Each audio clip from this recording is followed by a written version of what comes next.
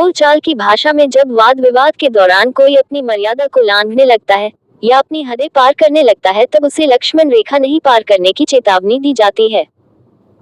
आखिर ये लक्ष्मण रेखा है क्या जिसके बारे में बार बार चर्चा की जाती है? आम बोलचाल की भाषा में जिस लक्ष्मण रेखा का इस्तेमाल बड़े धड़ल्ले से किया जाता है, आखिर में उसकी सच्चाई क्या है? इस कहानी की उत्पत्ति कहाँ से होती है? ये कहानी सच है भी या नहीं, आज हम आपको बताते हैं। किंवदंती के अनुसार जब प्रभु श्री राम अपनी माता कैकेयी की इच्छानुसार अपनी पत्नी सीता और अपने छोटे भाई लक्ष्मण के साथ वनवास को गए, तब रावण की बहन शूर्पणखा श्री राम जी पर कामासक्त हो उनसे प्रणय निवेदन करने लगी। जब श्री राम जी ने उसका प्रणय निवेदन ये कहकर ठुकरा दिया कि वो अपनी पत्नी सीता जी के साथ रहते हैं, तब वो लक्ष्मण जी के पास प्रणय निवेदन लेकर जा पहुंची। जब लक्ष्मण जी ने भी उसका प्रणय निवेदन ठुकरा दिया तब क्रोधित होकर शूर्पणखा ने सीता जी को मारने का प्रयास किया। सीता जी की जान बचाने के लिए मजबूरन लक्ष्मण को शूर्पणखा की नाक काटनी पड़ी। लक्ष्मण जी द्वारा घायल किए जाने के बाद शूर्पणखा अपने सर्वप्रथम भाई राक्षसखर के पास पहुंचती है और अपने साथ हुई सारी घटनाओं का वर्णन करती है। शूर्पणखा के साथ हुए दुर्व्यवहार को जानने के बाद राक्षसखर अपने भाई दूषण के साथ मिलकर प्रभु श्री राम और लक्ष्मण जी पर आक्रमण कर देता है। लेकिन शूर्पणखा की आशा के विपरीत राक्षसखर अपने भाई दूषण के साथ श्री राम और लक्ष्मण जी के साथ युद्ध करते हुए मारा जाता है। अब शूर्पणखा के पास और कोई चारा नहीं बचता है सिवाय इसके कि वो अपने भाई रावण से सहायता मांगे। इसके बाद घायल शूर्पणखा रावण के पास पहुंचकर प्रतिशोध लेने को कहती है। रावण अपने मामा मरीच के साथ षड्यंत्र रचता है। रावण का मामा मारीच सोने के मृग का वेश बनाकर वन में रह रहे श्री राम, सीता जी और लक्ष्मण जी के पास पहुंचता है। सीता जी उस सोने के जैसे दिखने वाले मृग पर मोहित होकर श्री राम जी से उसे पकड़ने को कहती हैं। सीता जी के जिद करने पर श्री राम जी उस सोने के बने मारीच का पीछा करते करते जंगल में बहुत दूर निकल जाते हैं। जब श्री राम उस सोने के मृग बने रावण के मामा मारीच को वाण मारते हैं, तो मरने से पहले मारीच जोर जोर से हे लक्ष्मण और हे सीते चिल्लाता है। ये आवाज सुनकर सीता माता लक्ष्मण जी को श्री राम जी की सहायता करने के लिए जाने को कहती है। लक्ष्मण जी शुरुआत में तो जाने को तैयार नहीं होते हैं, परंतु सीता जी के बार बार जिद करने पर वो जाने को मजबूर हो जाते हैं। लेकिन जाने से पहले वो कुटिया के चारों तरफ अपने मंत्र सिद्ध वाण से एक रेखा खींच देते हैं। वो सीता जी को ये भी कहते हैं कि श्री राम और लक्ष्मण की अनुपस्थिति में ये रेखा उनकी रक्षा करेगी। अगर वो उस रेखा से बाहर नहीं निकलती हैं तो वो बिल्कुल सुरक्षित रहेंगी। जब लक्ष्मण जी बाहर चले जाते हैं तो योजनानुसार रावण सीता जी के पास सन्यासी का वेश बनाकर भिक्षा मांगने पहुंचता है। सीता जी भिक्षा लेकर आती तो है, लेकिन लक्ष्मण जी द्वारा खींची गई उस रेखा से बाहर नहीं निकलती। ये देखकर सन्यासी बना रावण भिक्षा लेने से इनकार कर देता है। अंत में सीता जी लक्ष्मण जी द्वारा खींची गई उस लकीर के बाहर आ जाती हैं और उनका रावण द्वारा अपहरण कर लिया जाता है। लक्ष्मण जी द्वारा सीता जी की रक्षा के लिए खींची गई उसी तथाकथित लकीर को आम बोलचाल की भाषा में लक्ष्मण रेखा के नाम से जाना जाता है। इस कथा के अनुसार लक्ष्मण जी ने सीता जी की रक्षा के लिए जो लकीर खींच दी थी, अगर वो उसका उल्लंघन नहीं करती तो वो रावण द्वारा अपहरण नहीं की जाती। महर्षि वाल्मीकि द्वारा रचित रामायण को तथ्यात्मक प्रस्तुतिकरण के संबंध में सबसे अधिक प्रमाणिक ग्रंथ माना जाता है। महर्षि वाल्मीकि द्वारा रचित वाल्मीकि रामायण में इस तथ्य को कैसे उल्लेखित किया गया है? इस घटना की शुरुआत मारीच के श्री राम जी द्वारा वाण से घायल करने और मरने से पहले मारीच द्वारा सीता और लक्ष्मण को पुकारने और सीता द्वारा इस पुकार को सुनकर घबराने से शुरू होती है। इसका वर्णन कुछ इस प्रकार से शुरू होता है। नंबर 1, जब जानकी जी ने उस वन में पति के कंठस्वर के सदृश स्वर में आर्तनाद सुना, तब वे लक्ष्मण से बोली कि जाकर तुम श्री रामचंद्र जी को देखो तो। नंबर 2, इस समय मेरा जी ठिकाने नहीं, चित न जाने कैसा हो रहा है, क्योंकि मैंने परम पीड़ित और अत्यंत चिल्लाते हुए श्री रामचंद्र जी का शब्द सुना है। नंबर 3, तुम वन में जाकर इस प्रकार आर्तनाद करने वाले अपने भाई की रक्षा करो और दौड़कर शीघ्र जाओ, क्योंकि उनको इस समय रक्षा की आवश्यकता है। नंबर 4, लक्ष्मण जी को जाना पड़ता है। वे राक्षसों के वश में जा पड़े हैं, इसी से वे सिंहों के बीच में पड़े हुए बैल की तरह विकल हैं। सीता जी के इस कहने पर भी लक्ष्मण जी न गए, क्योंकि उनको उनके भाई श्री रामचंद्र जाते समय आश्रम में रहकर सीता की रखवाली करने की आज्ञा दे गए थे। नंबर 5, इस प्रकार हम देखते हैं कि जब घबराकर सीता जी लक्ष्मण जी से श्री रामचंद्र जी की रक्षा करने को कहती है, तब भी लक्ष्मण जी नहीं जाते हैं। इसका कारण ये था कि श्री राम जी ने लक्ष्मण जी को सीता जी की रक्षा करने की आज्ञा दे गए थे।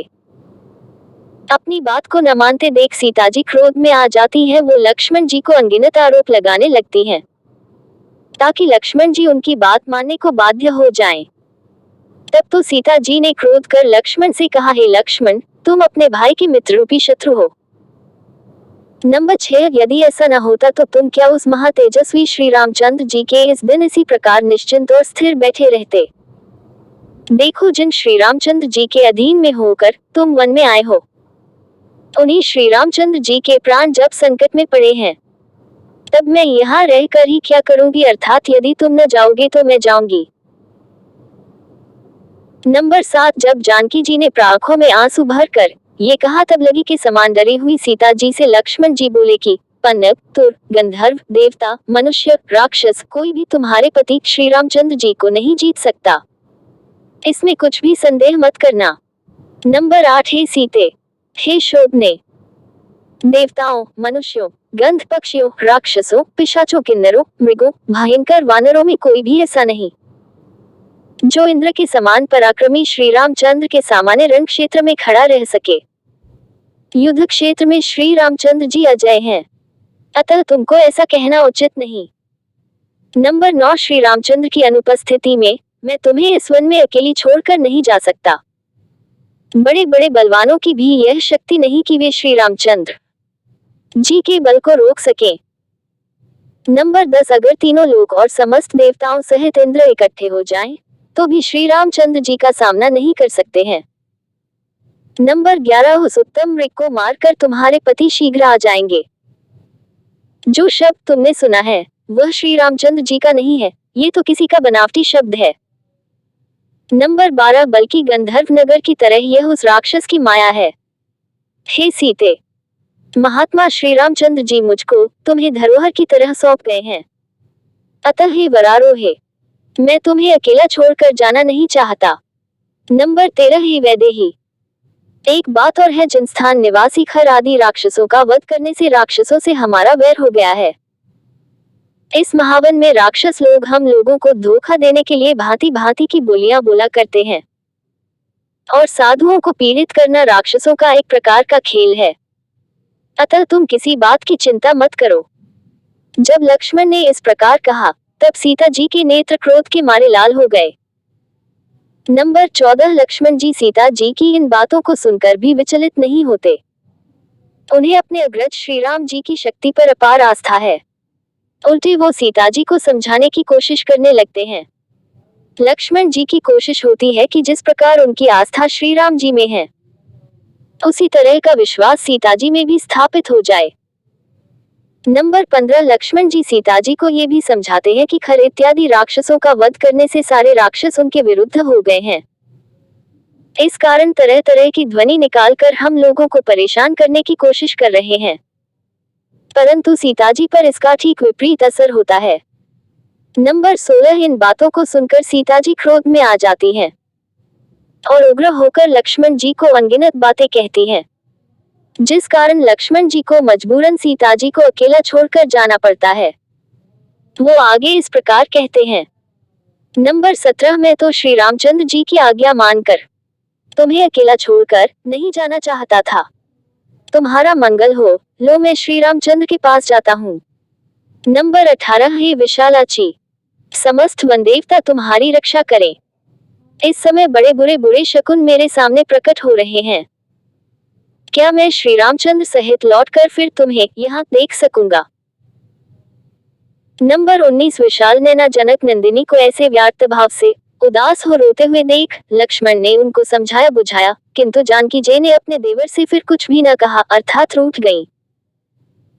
नंबर 20 तदनंतर जितेंद्रिय लक्ष्मण जी हाथ जोड़कर और बहुत झुककर सीता जी को प्रणाम करके और बार बार सीता को देखते हुए श्री रामचंद्र के पास चल दिए। नंबर 21 इस प्रकार जानकी की कटुक्तियों से कुपित हो लक्ष्मण जी वहां से जाने की बिल्कुल इच्छा न रहते भी श्री रामचंद्र जी के पास तुरंत चल दिए।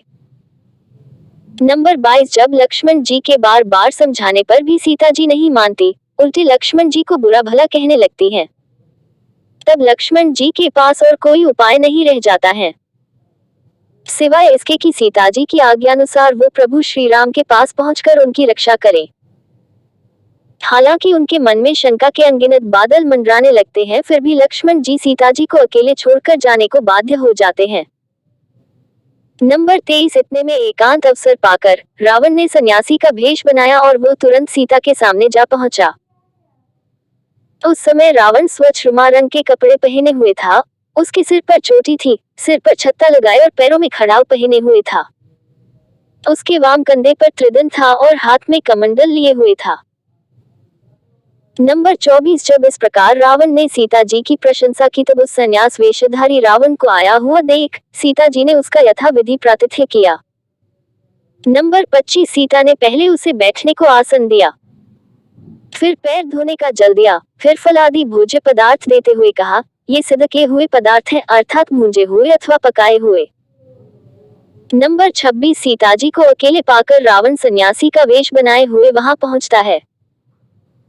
रावण के सन्यासी वेश में स्वयं की प्रशंसा करते हुए देख सीता जी सर्वप्रथम उसका आदर करती हैं और खाने के लिए फल आदि भी प्रदान करती हैं। फिर सीता जी रावण से उसका परिचय जानना चाहती है। जब उत्तर में रावण अपना अभिमान भरा परिचय देता है, सीता जी प्रत्युत्तर में रावण को अपने पति श्री रामचंद्र जी के अद्भुत पराक्रम का वर्णन करने लगती हैं।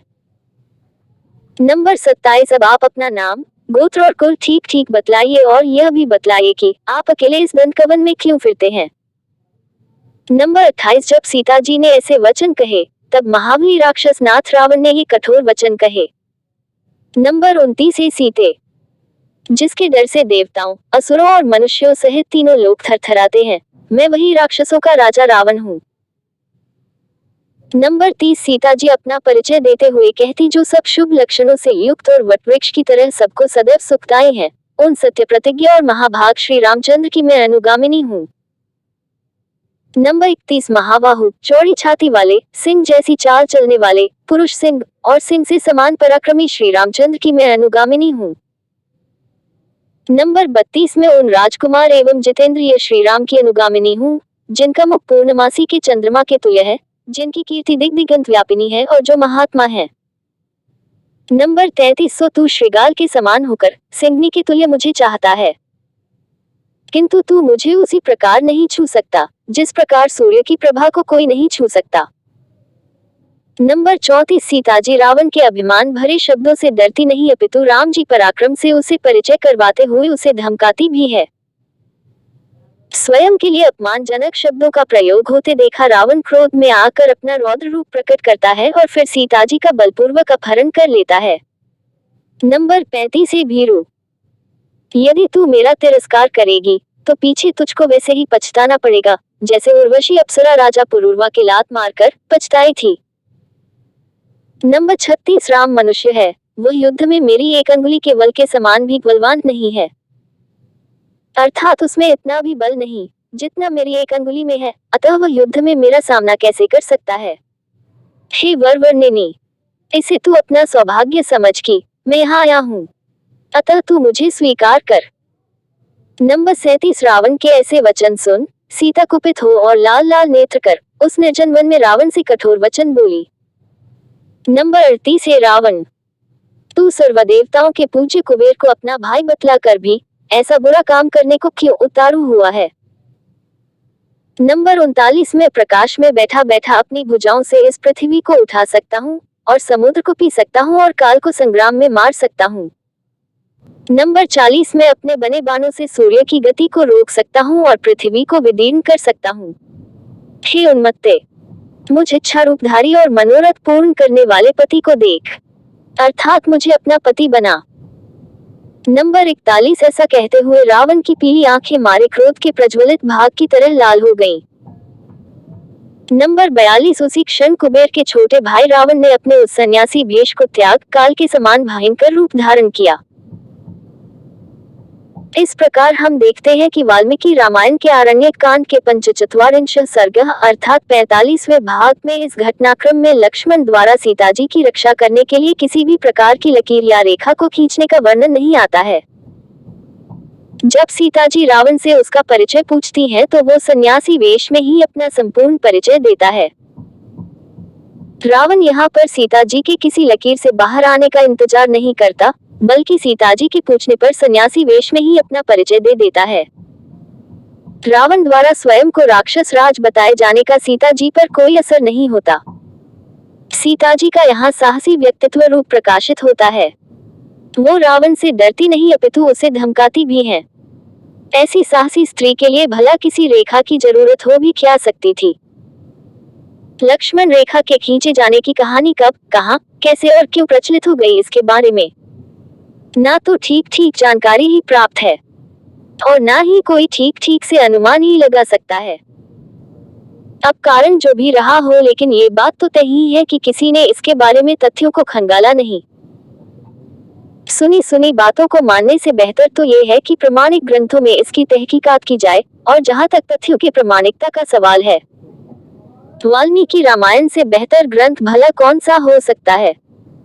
और जब हम लक्ष्मण रेखा के संदर्भ में वाल्मीकि रामायण की जांच पड़ताल करते हैं तो ये तथ्य निर्विवादित रूप से सामने निकल कर आता है।